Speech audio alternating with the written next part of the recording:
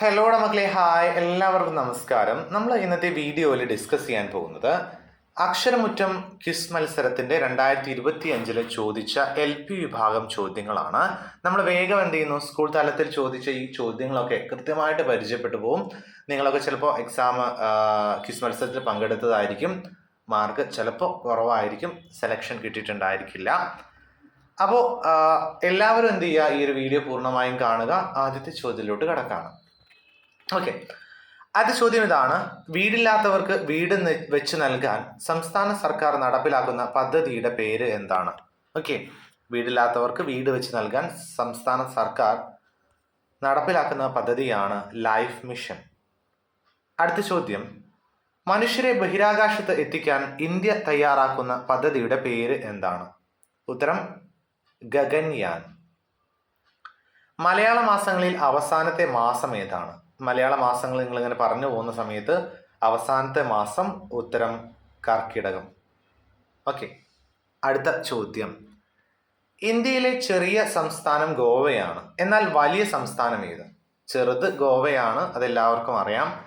വലിയ സംസ്ഥാനം ഉത്തരം രാജസ്ഥാൻ. നോക്കാം, ഒരു ആത്മകഥയുടെ പേര് കൊടുത്തിട്ടുണ്ട്, സമരം തന്നെ ജീവിതം. ഓക്കെ, ഏത് ജനനേതാവിൻ്റെ ആത്മകഥയാണിത്? ഈ വർഷം നമ്മെ വിട്ടുപിരിഞ്ഞ സമര സഖാവ് ഉത്തരം VS അച്യുതാനന്ദൻ, നമ്മുടെ മുൻ മുഖ്യമന്ത്രിയൊക്കെ ആയിരുന്നു. ലോക ജനസംഖ്യാ ദിനമായി ആചരിക്കുന്നത് എന്നാണ്? ലോക ജനസംഖ്യാ ദിനമായി ആചരിക്കുന്നത് ജൂലൈ 11. ഓക്കെ, അടുത്തത്: കാട്ടിലെ കർഷകൻ എന്നറിയപ്പെടുന്ന ഒരു പക്ഷിയുണ്ട്, കേരളത്തിൻ്റെ ഔദ്യോഗിക പക്ഷിയാണ്. ഏതാണ് ആ പക്ഷി? അപ്പൊ നിങ്ങൾ ഒരു കാര്യം മാത്രം ഓർത്ത് വെച്ചാൽ മതി, കേരളത്തിന്റെ ഔദ്യോഗിക പക്ഷി ആരാണെന്ന് മനസ്സിലാക്കി വെച്ചാൽ മതി. ഉത്തരം മലമുഴക്കി വേഴാമ്പൽ. പല കാരണങ്ങൾ കൊണ്ടാണ് അവരെ എന്താക്കിയത്, നമ്മുടെ കേരളത്തിന്റെ ഔദ്യോഗിക പക്ഷിയാക്കി മാറ്റിയത്. 2025 IPL ചാമ്പ്യന്മാർ ആരും മറന്നു പോകരുത്. റോയൽ ചലഞ്ചേഴ്സ് ബാംഗ്ലൂർ ആണ്, അല്ലെങ്കിൽ RCB ആണ്. കുറേ വർഷങ്ങളായിട്ട് കാത്തിരിക്കുന്ന കപ്പാണ് അവർക്ക് ലഭിച്ചിട്ടുള്ളത്.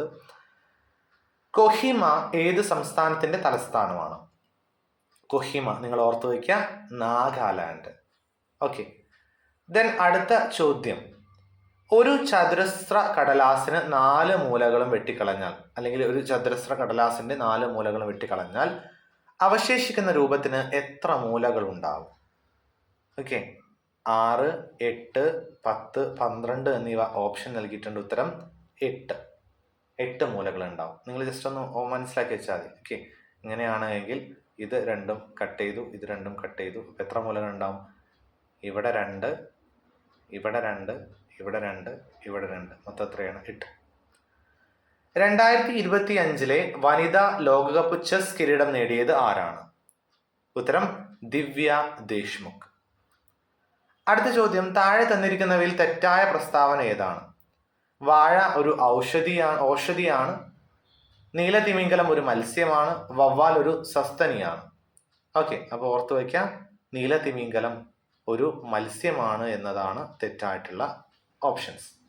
ഓക്കെ, അടുത്ത ചോദ്യം: കഴിഞ്ഞ വർഷം വയനാട് ജില്ലയിൽ വൻ ഉരുൾപൊട്ടലുണ്ടായി. 2 സ്ഥലങ്ങളുടെ പേര് ചേർത്ത് വെച്ചാണ് ഈ ഉരുൾപൊട്ടൽ അറിയപ്പെടുന്നത്. ഏതാണ് ആ സ്ഥലങ്ങൾ? ഉത്തരം മുണ്ടക്കായ്, ചൂരൽമല. അല്ലെ, നമുക്ക് ഒരിക്കലും മറക്കാൻ പറ്റാത്ത ഒരു കാര്യമാണത്. അങ്ങനെയാണെങ്കിൽ ഒന്ന് മാത്രമാണെങ്കിൽ 1/2 മാർക്ക് നിങ്ങൾക്ക് ലഭിച്ചിട്ടുണ്ടായിരിക്കും. അടുത്ത ചോദ്യം: കേരളത്തിലെ തദ്ദേശ സ്വയംഭരണ വകുപ്പ് മന്ത്രി ആരാണ്? ഉത്തരം MP രാജേഷ്. 14 ചോദ്യങ്ങളായി. അടുത്ത ചോദ്യം സയൻസുമായി ബന്ധപ്പെട്ടാണ്.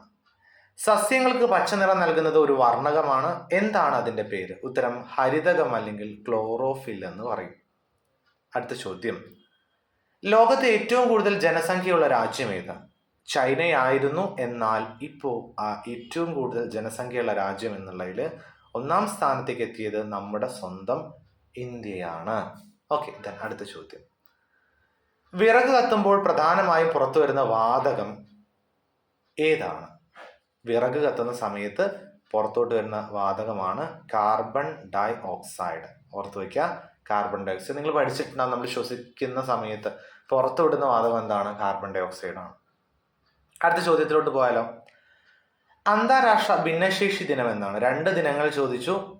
ഒന്ന് നേരത്തെ നമ്മൾ പറഞ്ഞു, ലോക ജനസംഖ്യാ ദിനം. ഇത് 2ാമത്തെ ദിനമാണ്, ഭിന്നശേഷി ദിനം. ഉത്തരം ഡിസംബർ 3.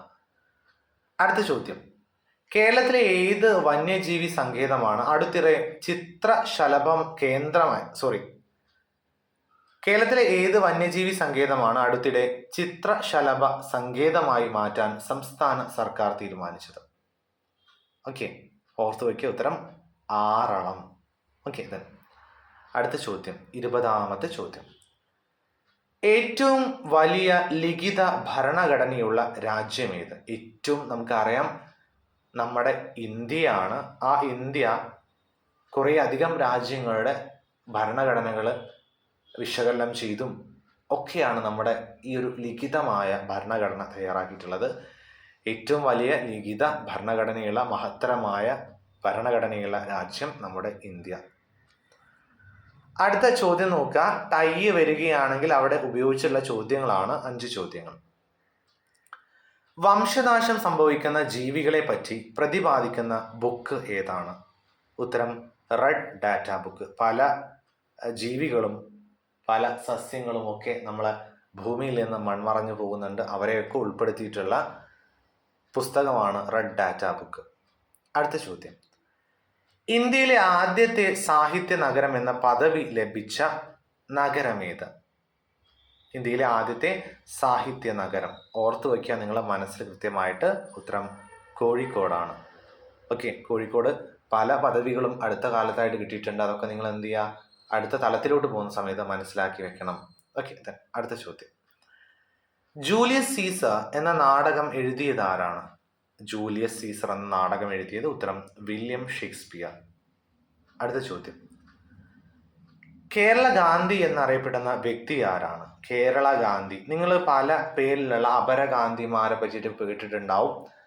ഇവിടെ ചോദിച്ചത് കേരള ഗാന്ധിയാണ്. കേരള ഗാന്ധി കെ കേളപ്പൻ. അതേപോലെ നിങ്ങൾ എന്ത് ചെയ്യുക, ഒന്ന് മനസ്സിലാക്കി വെക്കുക, അപരഗാന്ധിമാർ, ഓക്കെ, അല്ലെങ്കിൽ അപര പേരിൽ അറിയപ്പെടുന്ന, ഗാന്ധിയുമായി ബന്ധപ്പെട്ട പേരിൽ അറിയപ്പെടുന്ന മറ്റു പല വ്യക്തികളുണ്ട്. നിങ്ങൾ എന്ത് ചെയ്യുക, ഒന്ന് മനസ്സിലാക്കി വെച്ച് പോകണം കേട്ടോ. അടുത്ത ചോദ്യം, അവസാനത്തെ ചോദ്യമാണ് വീഡിയോയിലെ. ISROയുടെ ഇപ്പോഴത്തെ ചെയർമാൻ ആരാണ്? അപ്പം നിങ്ങൾ നോക്കുക, ചിലപ്പോൾ ഓരോ വർഷവും ഒക്കെ എന്ത് ചെയ്യും, ചിലപ്പോൾ ചെയർമാൻ മാറാറുണ്ട്. ഓക്കെ, അടുത്ത് മാറിയ ISROയുടെ ഇപ്പോഴത്തെ ചെയർമാനാണ് ഉത്തരം doctor V Narayan. Okay, doctor V Narayan. Important ആയിട്ട് നിങ്ങൾ എന്ത് ചെയ്യുക, മനസ്സിലാക്കി വെക്കുക. ഈ ഒരു ചോദ്യങ്ങളൊക്കെ അടുത്ത തവണ നിങ്ങൾ പങ്കെടുക്കുന്ന സമയത്തോ, അല്ലെങ്കിൽ എന്ത് ചെയ്യുക, ഇനി ഉയർന്ന തലത്തിലോട്ട് സബ് ജില്ല, ജില്ല പോലെയുള്ള തലത്തിലോട്ട് പോകുന്ന സമയത്തോ നിങ്ങൾ എന്ത് ചെയ്യുക, ദേശാഭിമാനിയുമായി ബന്ധപ്പെട്ട അക്ഷരമുറ്റം കൃത്യമായിട്ട് നിങ്ങൾ എന്ത് ചെയ്യുക, ഒറ്റ പ്രാവശ്യമെങ്കിലും ഒന്ന് മനസ്സിലാക്കി വായിച്ച് മുമ്പോട്ട് പോകണം. സോ ഇത്രയുമാണ് പരിചയപ്പെട്ടത്. വളരെ പ്രധാനപ്പെട്ട വളരെയധികം ചോദ്യങ്ങൾ അടങ്ങിയിട്ടുള്ള വീഡിയോകൾ നമ്മുടെ ചാനലിലുണ്ട്. എല്ലാവർക്കും കാണാവുന്നതാണ്. എല്ലാവർക്കും നന്ദി. Thank you so much.